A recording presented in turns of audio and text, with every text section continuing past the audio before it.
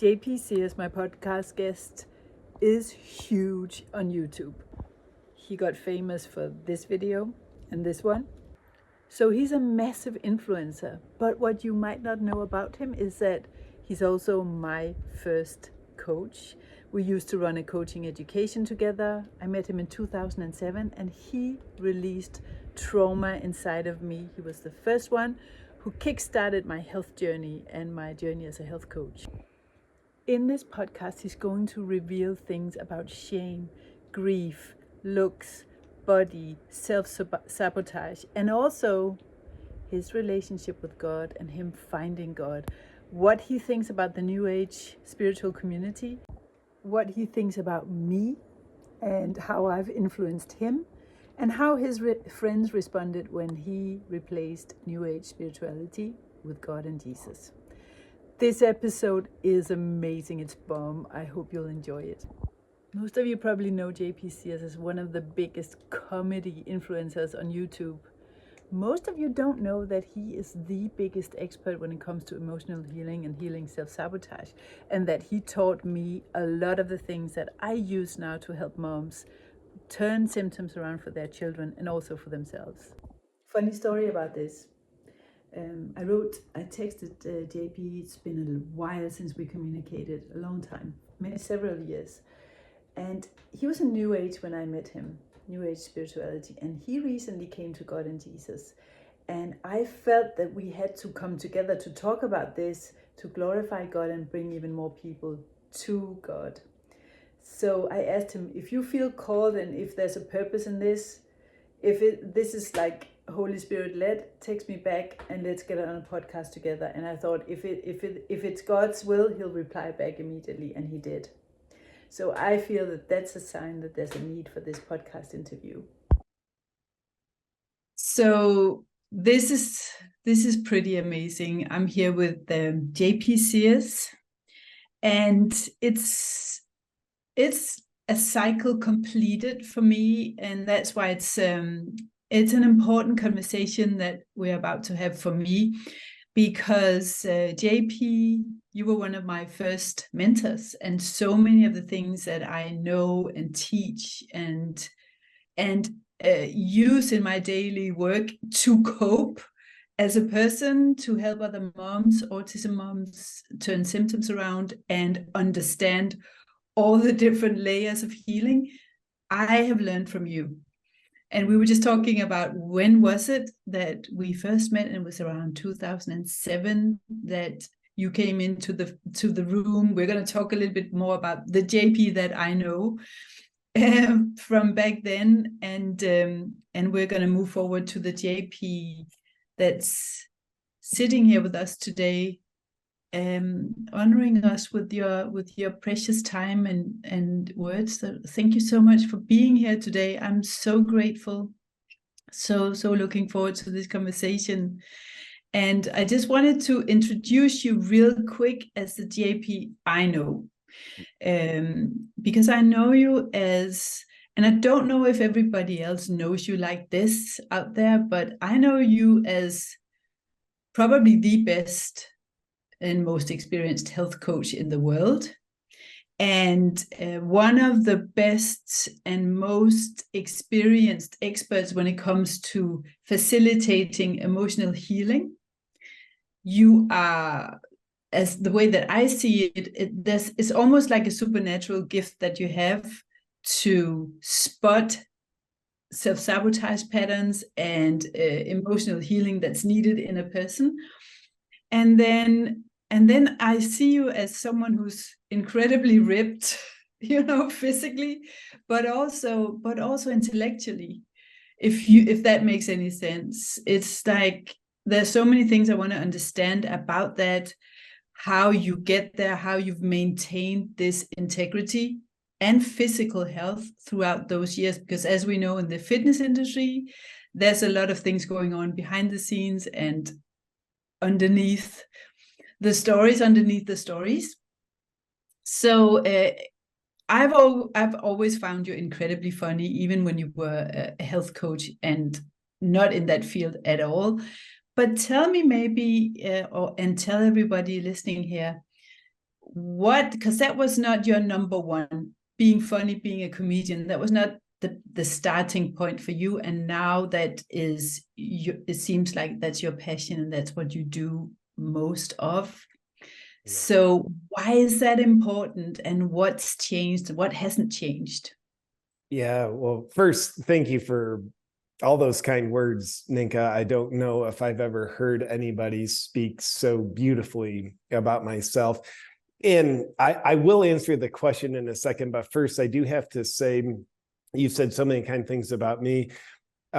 You've certainly inspired me. A seed that you planted with me that I had no idea was going to be necessary for me. But when we met back in about 2007, there I was in Denmark, and everybody knew who you were. You had written a book. You were really raising a lot of powerful awareness, amongst other things, on autism issues and the role nutrition has in that, amongst other things, and then nutrition for wellness. And you were taking arrows, like you were somehow a controversial figure for crusading for truth. You were well loved, but of course, we knew you got some heat in the media, or people who don't want truth to come out, whatever that is. So, but you just kept going, and I got to witness that, and that inspired me, because the past 3 years, the nature of my work has really changed as our world, and certainly in America, there is like a crusade to smear anybody who speaks truth. And seeing how you did it, it really planted a seed of what's possible, and a seed of courage in me. I never knew I was going to need to step up to the plate, but seeing those who came before me, you certainly has helped pave the way. So anyway, you're just amazing, Ninka. Thank you And so much. to your question about, I used to be a health coach, now I'm a comedian. What's changed? What hasn't changed? What has changed is the form and expression of what I do. So no longer is it I'm working one-on-one with someone maybe on their emotional issues, or teaching workshops on nutrition topics. So the form has definitely changed, but what actually happens, I don't think that has changed. So the way I do my comedy, my number one goal isn't to make people laugh. Like, that's important, and hopefully that happens. But the number one goal of the comedy is to help get people to stop believing their own thoughts, and find a deeper truth, think deeper for themselves, and hopefully get more in touch with their heart. So now I look at comedy as basically the samurai sword that helps cut through scar tissue of someone's own psyche, so they can ultimately be more connected to themselves. So I think, sort of like, in a way, I use comedy as alchemy to create better psychological wellness. And I used to do that one-on-one in the coaching world. And now it's like, I think I sort of do the same thing, just at a broader scale, and using a different tool. Now it's the tool of comedy. So, and that's been a big, weird surprise for me, because I never had a plan of like, hey, let's start comedy and let that be a profession. It's just been, I think it was God's plan for me. And I just finally started to listen and fumble my way along one step at a time. So it's weird. It looks like everything has changed, but also like at a more energetic level, and how it feels to me, and hopefully the impact, it's like that hasn't changed. Hopefully it's gotten, more beneficial for humanity, not for me to say, but yeah, it's an interesting question to think about, and I love that you asked. Yeah, you've got one of the most watched YouTube channels. You've really become an influencer, a truth teller, a controversial, someone who's actually telling the truth in a way that you can only say it through humor. the dysfunction and the darkness of this world is almost like it's a different place than back in 2007. Seems like but, it. But what so how does it feel to be, because when you are standing out and daring to say these things out loud, how does it feel to be in the middle of that battlefield? It feels like it's a spiritual warfare as well as a practical political war. How does that take a toll on you as a human being? Is there any shame, any fear, anything going on that we can learn from when we feel challenged? First, I would agree. I think what's going on in our world, because you can look at a million problems, a million different issues of division and corruption, freedom fighters, all the things. And I think what is going on is spiritual warfare. And maybe back in 2007, there was just as much evil in the world, but it wasn't so obvious. It wasn't trying to do so much so fast and therefore exposing itself. I'm not sure, but I get curious about that. And then, here in my little place in it, I think the number one problem that is in the world today is people being disconnected from God. So that's kind of like the spiritual warfare. One side is trying to disconnect people from God and make them your God. And then, of course, God is there where we can connect to. And like that's kind of the ultimate source of problem. But here in my little role in it, it's great. Like it would feel awful not to contribute in my small way. It would feel awful not to follow my heart and calling. And, especially like almost 4 years ago when my work changed, when I really woke up to see like, oh, there is something really happening here. And for me, it was the beginning of COVID when I realized, oh, the pandemic is not about a virus whatsoever. That really woke me up. And back then, it was way more controversial to crusade for truth, to crusade for humanity, and not the pharmaceutical industrial complex or the government or any of these ultra control. Evil is just control. So to not like be obedient to that was controversial. And it was a little bit challenging at times, but also not super challenging. The biggest challenge would have been if I betrayed myself and like, well, it's going to be easier not to say these things. There won't be any backlash. And now, like I unless I'm in denial, and I might be, I don't feel any negativity. Now sometimes like I'll read an article written by some sort of corrupt media organization in this article written smearing me, and I feel amused. I don't feel negativity towards it. And maybe some lessons that I see in that I can offer is, first off, I'm 42 years old now. So I'm far less of an approval addict than I would have been 10 years ago or 20 years ago. To the degree that someone is an approval addict, which kind of means like I let my sense of self-worth be based on how I see other people seeing me. And if I'm saying what I know is right, but that gets backlash, that hurts my self-worth. So I'm not going to say that. I'm not getting approval. So if I was still a rampant approval addict, it would drive me nuts. I would be very negatively affected, and or I just couldn't do what I do. But I'm 42 years old. I'm not as, emotionally immature as I used to be. I still have a long ways to go, but I ground my life in knowing what really matters. Yeah, I mean, much like you, I'm a parent now. I have my little boy, and like that really sheds a lot. Like, whoa, other people's approval doesn't really matter. Like this precious being matters. Being of service to humanity matters. Following my heart matters. Doing my best to be in touch with and following God's plan for me, that really matters. That doesn't give you approval. It gives you something far significant to approval. It gives you fulfillment. It gives you meaning. It gives you purpose. Those are very valuable currencies. Approval, a lot of times we mistake it as gold, but it's actually a very worthless currency. Like the dollar conversion to approval, it's just like a horrible conversion. But meaning, fulfillment, and purpose, those are very valuable. So an approval addiction, it's part of the human condition. It's just a matter of like, how much are you aware of it?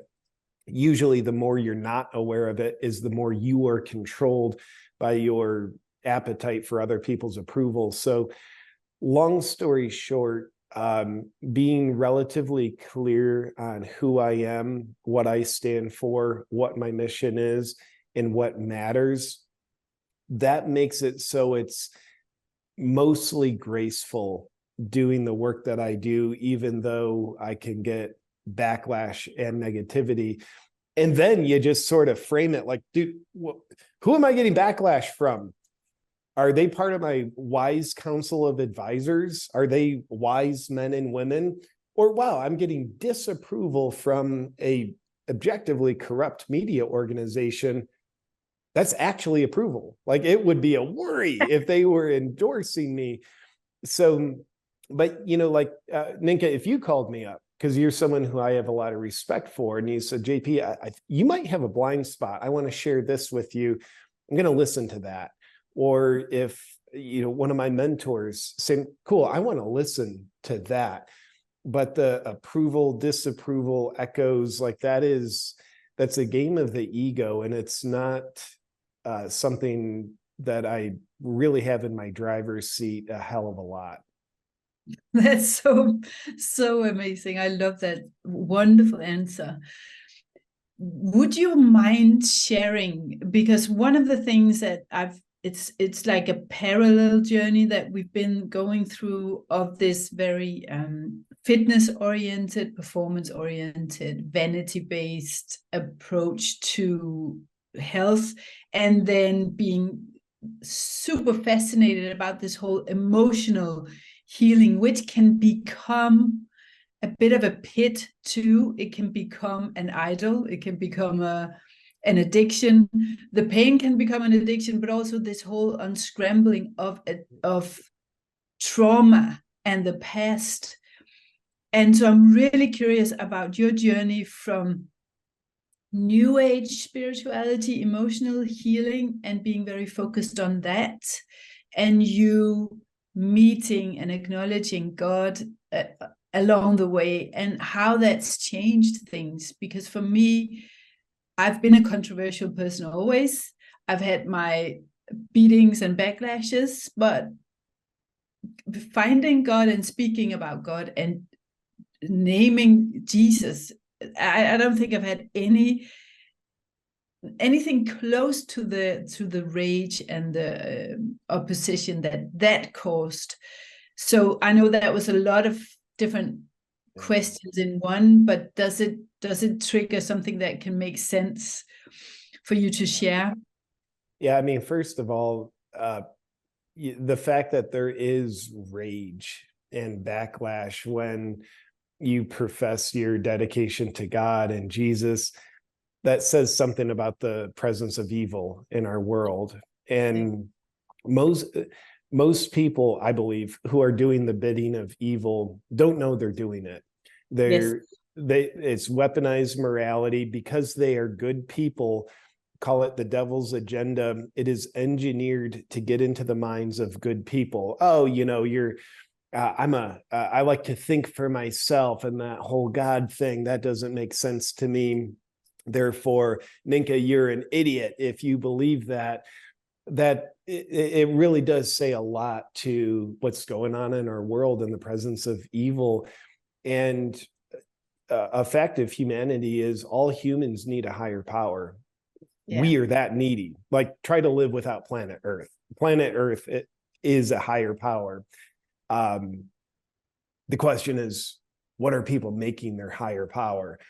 Are they making Bill Gates the higher power, the pharmaceutical companies the higher power? Are they making their own ego agenda their higher power? Are they making the government their higher power? Are they making the news their higher power? A lot of people are. Those aren't very good higher powers, but people are so needy, they will idolize those things.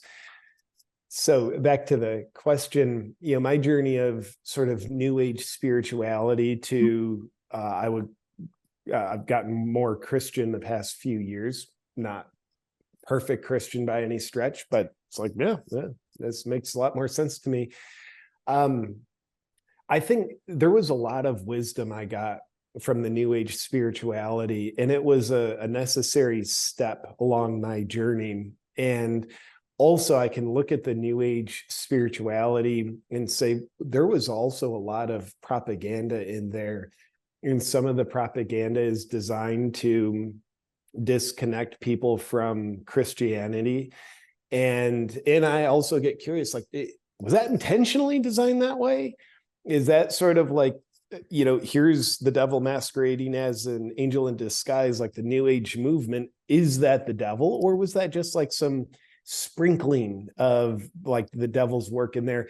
I don't know. I got a lot of good from it, but also I see some really propagandized thoughts in that movement as well, which is good to see, I think, in any movement. By the way, you get into any religion, and churches, not all, but churches have a track record of corruption. The devil masquerades as an angel in disguise. So anything that tries to insert itself between you and God, we have to be, or that tries to get you to make it your God, we have to really be careful and use our wisdom to discern those things. So then I would say the past 3 years, I mentioned I've gotten, I would call it accidentally more Christian. And other people have told me that too, because it's one thing you kind of have a wake up moment, like, Daddy, Christianity, and Jesus, I'm going for that. That makes sense to me. Then you pursue it. It's another thing where my story is like, I've just kind of accidentally gotten more that way. And other people have too. And I think why that is, earlier I mentioned, I don't think the presence of evil has ever been more apparent in our world. And, it's not obvious, but it's there. It's pretty obvious, actually.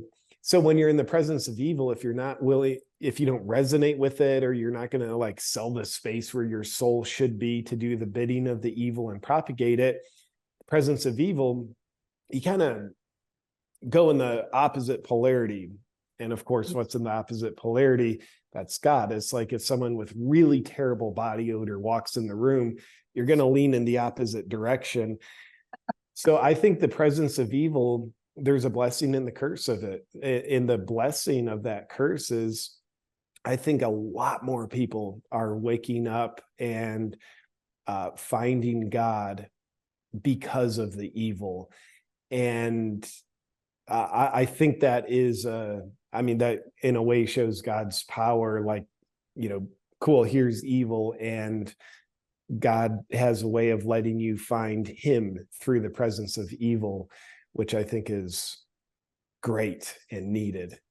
Yes, definitely. For me, it also brought light to the nature of the relationship that I was in. And it's almost like it's not almost like, it is a fact that when the Holy Spirit is in the body, you get right with God, and you're not right on the inside and in your actions and in your perceptions if you're not guided by holiness. So that really was a wake-up call for me, and I moved away from him and started from scratch, moved back to Denmark. But a lot of people who come out of the new age and to God, they experience that they lose relationships, or they lose friends, or it's a difficult situation in their marriages. Have you experienced anything like that you would be willing to share how you dealt? The biggest relationship struggle for me has been the relationship with myself, because moving away from anything, and like thank God you move away from something, or else like you're going to be stuck and never growing. It's like if you were in grade 3 when you were 10 and you stayed stuck there, you never moved away. That's a self-imposed limitation. So moving away from something to something that will serve you better, that's scary. And part of the scary part is you have to shed self-identity. So it's kind of like who you thought you were, that has to die. Now, the joke of it is you're not dying. You're actually now able to live more fully and be more alive. But our human mind kind of perceives it to be a death. So there's always at some level, I believe, a relationship struggle with ourselves. And we can be hard to live with because we know who we were, but we don't know who we are.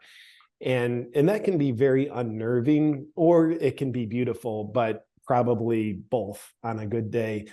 And then as far as external relationships, that kind of thing, it can absolutely be hard, because a lot of people, if we're not connecting from our heart to their heart, we're connecting self-identity to self-identity.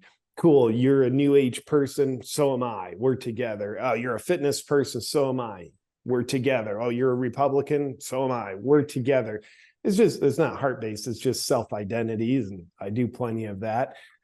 But when you allow who you are to change, grow, evolve, and go in the direction of God, in this example, then oftentimes those relationships do fall away, and it can be really anywhere from sad to pretty freaking traumatic. And I don't want to make light of it, yet it's also a good thing. You're pruning the branch of these self-identity connections that don't validate who you are. In fact, they invalidate who you actually are, and they affirm who you used to think you are. So in my life, though, just to be honest, I haven't had too much in the way of that, the trauma of external relationships, friendships, or family relationships falling away because I change. And I think, just speaking to my own case, that's for a couple reasons. One, I never had that many friends, and I don't like, I love people, but as far as close friends, those really dear friends, but those relationships were actually pretty heart-centered. So it's like I cheer them on as they change. Like, oh, you're not who I thought you were. Keep going. And they do the same for me. So there were really high quality friendships. And in my family, I have plenty of family dysfunction. Just welcome to the club. Yet I'm just also very grateful. My family, like, we don't see eye to eye on everything. I change all the time. Yet there's just still, it's a relationship based on love and acceptance, rather than the approval, like you are the self-identity that I want you to be, that I expect you to be, therefore we can be in proximity. So, but long story short, I think when those old relationships fall away because you're changing, yes, it can be painful, and also see the purpose in the pain. Pain with purpose equals progress. If you can see the purpose in the pain, that's your branch being pruned for the better, that helps us see more purpose in the pain, so we can let that pain turn into progress. But if we don't see that, we can just torment ourselves, because we have a sense of pain without purpose. That's suffering. But we gotta assign our own purpose to it. I love that. That's so profound. Do you sometimes feel, so if we take a step back and look at life, and look at you, and look at the whole health and fitness and diet industry, it's almost like a cult now.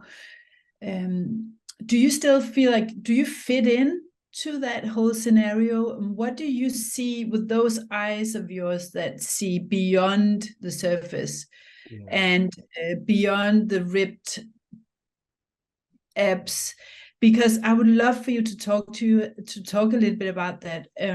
I know that for so many women, they see a lot of things online that they want to live up to. I don't subscribe to the whole narrative that because there's a lot of beauty out there, then we are like the whole self-love, body love, image thing. I don't like that, and I love the videos that you've done about that, the way that we can victimize ourselves for not stepping into health. So there's a dysfunctional part of the health, diet, fitness industry, and there's obviously a healing part of that whole world as well, that approach. How have you kept that balance? And when does it become dysfunctional and toxic? So how do you stay so ripped and healthy all throughout these years without getting into this whole bikini fitness bodybuilder world that we both know, which is about starvation and binging? And I don't know any healthy bodybuilders or fitness competitors out there. So what's the magic pill for you? Yeah, well, I think you said it right. The fitness industry into itself, it is a cult. And by the way, I think the world is better off with that cult because they're a breadcrumb trail of people taking better care of themselves. Not the pinnacle of care, but like, cool, you're exercising, learn to eat somewhat decently. That's self-improvement. I think where we can really root ourselves into the cult is if we view that as the pinnacle of the mountain. It's like, no. They lead you 2 steps up the mountain. Don't get stuck there, because if you get stuck there, now you're idolizing your body. Now you're getting your sense of self from how you look in the mirror, and please feel proud of how you look, and please be attracted to how you look, but don't get your sense of self from how you look. But you will if you just sort of stay at the upper limits of the health and fitness industry. And accordingly, you asked, I don't feel like I fit into the fitness industry anymore. I had my time of self-identity in there, but I hopefully kept growing. But now I look at health and fitness in a much, I would say a much more beneficial route, where I believe, maybe we could say the goal is to be a stronger human, not just physically. You can have someone very physically ripped and strong, and they're a very weak human, because we have to understand their mentality, their psychology, their emotions, their relationship with God. So if we just define someone, a strong human is someone who has the courage to serve God's plan. That's kind of like what I would call a strong human. Cool. Then we can reverse engineer that and realize God's plan for someone usually doesn't have them staying in the coffin of their comfort zone. Usually God's plan, there's warriorship, there's, testing you, there's, the courage necessary to serve God's agenda. And that usually means you have to go outside of your comfort zone. So how can the tool of fitness help with that? Now, when I work out, the way I view my fitness, it's an opportunity to put myself through purposeful discomfort, where I think usually the more uncomfortable someone's willing to be physically and emotionally, the better they are to serve God's plan.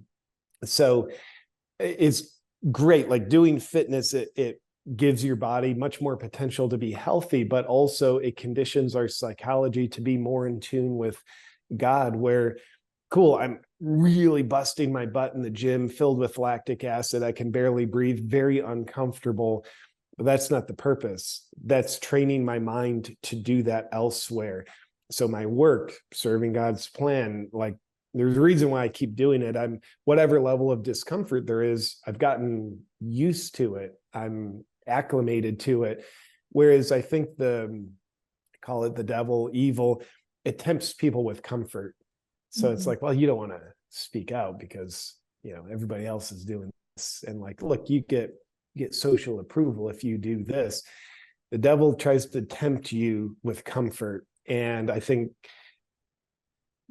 if you want to do that, you can. But if you want to be more in line with God, you can't worship comfort. You have to also be a warrior, someone who's willing to embrace discomfort. And that can be cool. Maybe you're ending a relationship, very uncomfortable to do, but you know that relationship's not in the highest vision of yourself. So, and it can just be, I'm speaking my mind, even though people won't agree, but you condition yourself to go into that discomfort through the tool of fitness. It's one way that I use fitness now, and how I view it as something other than just 2 steps up the mountain and then stop there. It's like, I think there's a lot more potential for fitness to help humans be stronger. And what's your health, diet, and fitness routine, and how do you implement that for your family and for your child? So are your choices for your child and your family healthy and gluten-free and protein and exercise, or how are you raising your children? And if you had an autistic child, what would you do? For the first part of the question, my little boy, he's turning 3 next month. So naturally, he basically eats what I eat, which is whole food, usually organic, grass-fed meat, organic, everything else. And 99% of the time we're gluten-free. So he just naturally eats that. He doesn't have a driver's license to go out and pick something else up. And then for fitness, I work out at home. I've got my equipment in my barn, and I'll oftentimes bring my little boy out with me for a workout. He's got toys in there, so he's playing, but it feels important to me to let him witness what dad's doing, as just kind of paving a path for him. And sometimes like he'll get down and mimic me, like he'll be doing squats or burpees or push-ups. It's super cute. Doesn't do them right, but it's super cute. And then for like his fitness, like, yes, I'm kind of planting the seed in the future, kind of paving the way of like, strong people do uncomfortable things. I don't want that to be a foreign concept to him when he's 12, like plant the seeds now. But then his fitness being 3, it's just being outside playing. So we make a lot of time we're just roaming around the yard, climbing trees, climbing everything, riding his bike. So for him, it's just moving, and that's his fitness. But we have to be intentional to do that, because it's easy to just like, well, it's going to be easier if we just stay inside. It's like, no, we need to raise our precious little boy in a good way. And then your question, if I had an autistic child, I don't know the answer. Like, what would I do? I mean, at a higher level, I could all I would say is love him or her with all my heart. And there's so many things about autism that I don't understand. And I know there's differences in how the child expresses themselves. So I would love the child, I would love the child with all my heart. And then I think I would also go about learning as much as I can about the child and the conditions, so that I can also do my best to meet them where they're at. And I by saying that, I don't want to make light of it, because I know, like, I haven't had an autistic child, and I'm sure there's so much I don't know, and so many other challenges. Well, it's just incredible the way that the statistics show that we're getting close to 1 in 7 in the US, and it's definitely environmental. And it didn't used to be anywhere near that. No, it was exactly. 1 in many tens of thousands. Is 1 in 7. We need to be alert and realize there's things we're allowing. that are doing that. Yeah, and I think the lifestyle that you have is prevention in itself. Mm. What I want to ask you now that I finally have you right here in front of me, this is what I would talk to you about if we sat down for coffee. And that is because this is your massive library of knowledge too. Why do women procrastinate? And why do moms self-sabotage? Meaning they know that they need to change their lives, their lifestyle, their diets in order to turn symptoms around for their children. So they do the opposite. Or they have a toolbox in front of them that can actually change their lives, their children, the symptoms, and they look at that toolbox and they don't open it and get going. So what is the deal with this freaking self-sabotage and procrastination that's almost getting worse every single year for human beings on this planet? Yeah, so moms that self-sabotage, and I would also say dads that self-sabotage, just to be equal. I would say it's because we're weak. Now, I realize that sounds judgmental, but I'll just let that land. And it's not meant to be judgmental. It's just meant to be real. We self-sabotage because we're weak. Now, the good news is that's our fault. We're much stronger if we allow ourselves. But why? What's this weakness about? So going back to what I was saying a few minutes ago, weakness is allergic to discomfort. Weakness just seeks comfort. And the reason why a mother or a father knows like, hey, I could do these things, I could make these changes, and I know that would be beneficial for everybody, but then they don't make the changes, it's because change is uncomfortable. It's part of human nature. Like Ninka, your kids were raised with, eating all organic. So like, that's not uncomfortable for them. That's very familiar. And that's cool because as they're adults, they get to like, that's their comfort zone, which is a great comfort zone. Then they're better equipped to like go further than you into the path of discomfort. But for someone who, a mother who is aware, here's how things, ideally I should eat and feed my kids, but I don't. It's because that change is uncomfortable and they're uncomfortable with discomfort. That's why I think it's so important. One of the biggest things I would wish for the world, everybody in it, is do uncomfortable things. Yeah. And also learn to associate. If it's uncomfortable, it doesn't mean it's bad for me. We let our minds trick us. Oh, this is uncomfortable. It's change. It's uncomfortable. Therefore, it's bad for me. We treat it like it's a hot stove. But most discomfort that we can logically say, this would be in my best interest, it's actually going to be good for us. So the uncomfortable things are usually good for us, and the comfortable things are usually bad for us. And all self-sabotage, whether it's self-sabotaging in relationships, self-sabotaging financially, self-sabotaging your health, self-sabotaging your nutrition, all self-sabotage from my perspective boils down to people wanting to stay comfortable. And then we can trick ourselves into say, well, I'm not in a comfortable place. I hate my life. I'm always broke. I'm overweight. I don't like how I look.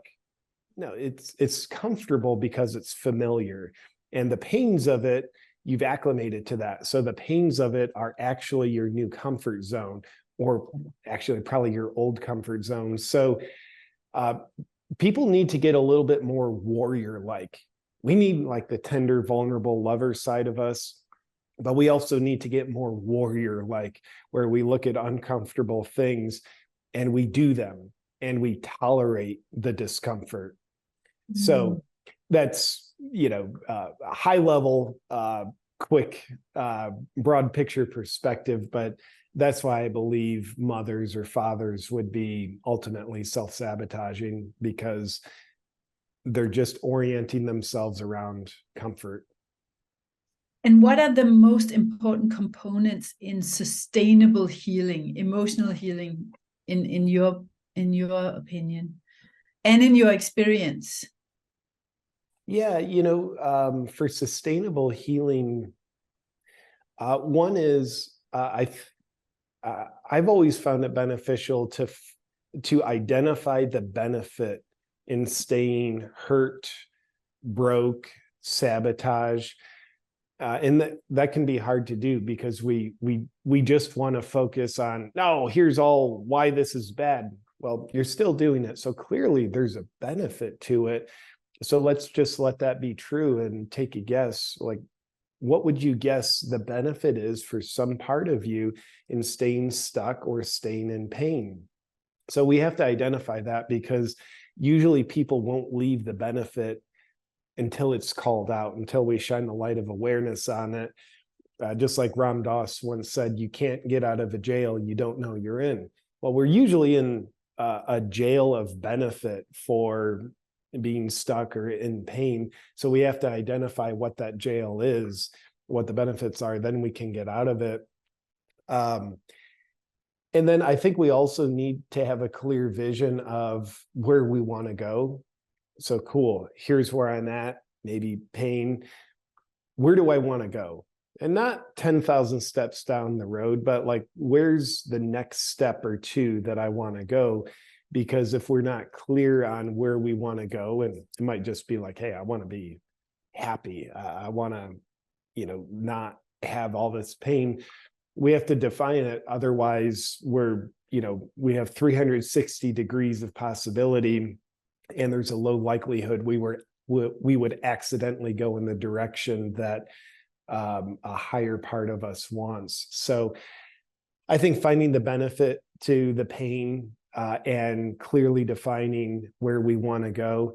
And then lastly, I would, and there's a lot more, but just sort of like the big picture, I would say support systems are, I used to not believe in support systems so much. And that was just like me being in denial. I think support systems are important, where we don't want to place all of our progress and potential in a support system. That's why it's called a support system. It's not a do it for you system, but a support system. And that can be friends, it can be family. And oftentimes it's actually not. Sometimes it can be a group that you join. It can be a podcast that you listen to, but something that is a like regular connection of information, if not human connection, that represents the new world that you're looking to step into. So I think we're so impressionable as humans that support systems are pretty darn necessary. I really I agree with that so much, and I'm just thinking this the shame cycles and the self-sabotage and the emotional healing. There's this focus on trauma these years, as well as a focus on physical health. So I was just wondering here to sum it up. Finally, I would like to ask you, since 2007, what are the biggest lessons that you've learned that we can share with people here before we round up, about deep and true health and healing? Because there are so many players out there, and I have tried them all, and I have seen a lot of darkness in them too, which is the plant medicine, the ayahuasca, or the dependency on practitioners and protocols and diets and supplements, and the healing cycles. It's almost like it's a trauma loop. So I'm just wondering, from your perspective, physically and emotionally, what are the most important things that you've learned? I would love to hear that here. Yeah, I mean, first off, just how you frame that question, the context around it is very insightful. I mean, you can get in the ayahuasca industrial complex loop. It's just like, cool, like now you're in their self-serving agenda. They probably don't know they're doing that, but they're doing that, and you can get looped into it and therefore lose your power. So Yeah, with your wisdom, I would just echo, I think it's important to see the limitations of any new thing and just know, as a matter of fact, there will be limitations of any new thing you get into. And please get into new things. They'll probably help you grow and move along.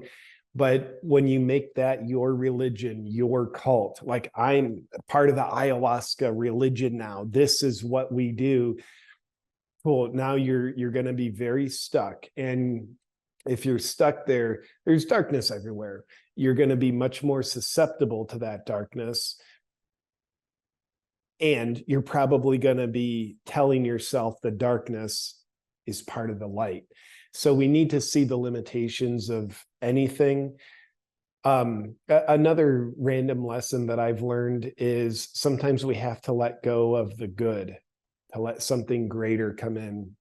And that lesson was poignant for me when I eventually let go of my coaching practice to embrace something that's become greater. And, it's a greater impact on the world. It's even more fulfilling to me. Sometimes it's easy to let go of bad things. Sometimes it's hard when we're self-sabotaging, but sometimes it's easy to let go of bad things. It can be very hard to let go of good things because it's too scary. It's good. It's comfortable. It's definitely adequate. But sometimes we have to let go of the good to let something greater come in.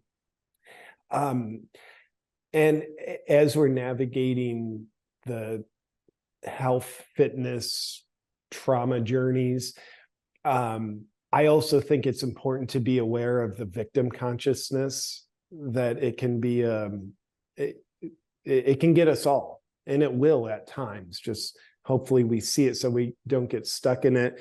And I say be aware of the victim consciousness because it's a very disempowering thing that feels very empowering, because the more of a victim you are, the more significant you feel.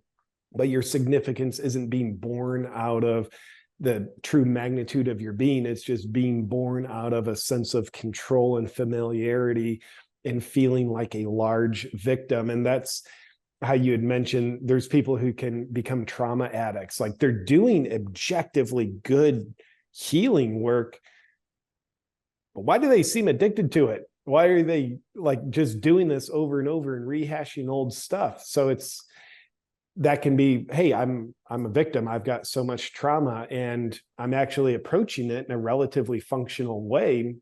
I'm not just sitting here trying to get people feeling sorry for myself, but you're actually doing it in a disempowering way by staying a victim. So I think we want to be aware of that. And then I also think with wherever we're navigating in the health and fitness, self-growth worlds, it's probably a good idea to ask, is this thing taking me closer to God or further? Is this thing trying to get me to worship it like a God? If so, it's probably taking us further. Or is it empowering me in one way or another to get closer to God? And then ultimately, I think, the part of the health, fitness, wellness journey that nobody has really figured out how to make money on, so nobody really talks about it, is I think it's beneficial for all of us to just speak to God, pray to God, ask for guidance, and have that direct relationship to God. I think it's probably the most powerful thing, but it's the most encouraged thing, because who's going to make money advocating like you talk to God, ask for God's guidance, pray to God? I think that is something that is very important. I mean, it could not be a more appropriate way of ending this conversation. JP, thank you so much. I love you and I love what you're doing in this world. And even from the day when you walked into that tiny room and you just turned a key and changed the lives of the people in that room, I just knew something big was going to happen in your life. And now you're influencing millions. And I do think that God has an amazing plan for you. And it's already so clear. So thank you for your courage and your bravery and your humor and for everything that you do. do you have any new projects that we need to keep up on? And where do people find you? The 5 people underneath the rock that doesn't know where to look you up on YouTube. Yeah, the best place to find me is my website, awakenwithjp.com. And I've got links there I've got a couple of YouTube channels and all the things that I do. It's just at awakenwithjp.com. And then there's no glaringly new projects. My plate is fairly full as it is. So I'm just trying to keep up right now. Yeah, amazing. Thank you, JP. God bless you and your family. Thank you, Ninka. You are just a gem. Thank you for being in my life. And I appreciate you having a voice and being a key to open many other people's hearts. And I appreciate you seeing that in me. And of course, you are doing it as well, sister. So thank you for having me. It's such a joy to see you and talk with you. Thank you. We'll talk 20 years from now again. Catch up. Sounds good. Take care. Bye-bye. Bye-bye. Isn't he amazing? I really love JP so much. He is near and dear to my heart, and I'm so grateful that he came on my podcast to share his wisdom with you. And if you want to learn more from him about self-sabotage, he's actually still training my coaches inside my membership. And if you go to my website, barefootautismwarriors.com/podcasts with an S/158 for this episode, I can send you a link there. I'll put up a link there for you to take a look at the membership, because this month there's actually a masterclass about self-sabotage that I recorded with JP back when we worked together. It's a coach training session, because I'm now accepting applications for my coach training program. If you want to turn symptoms around for other children, if you're either a professional or a mom who wants to turn autism symptoms around the way that nobody else can and does out there, I am training a small handful of moms. I still have 5 spots left while I'm recording this. And this training with JP in how to heal self-sabotage and emotional healing will be part of the coach training as well.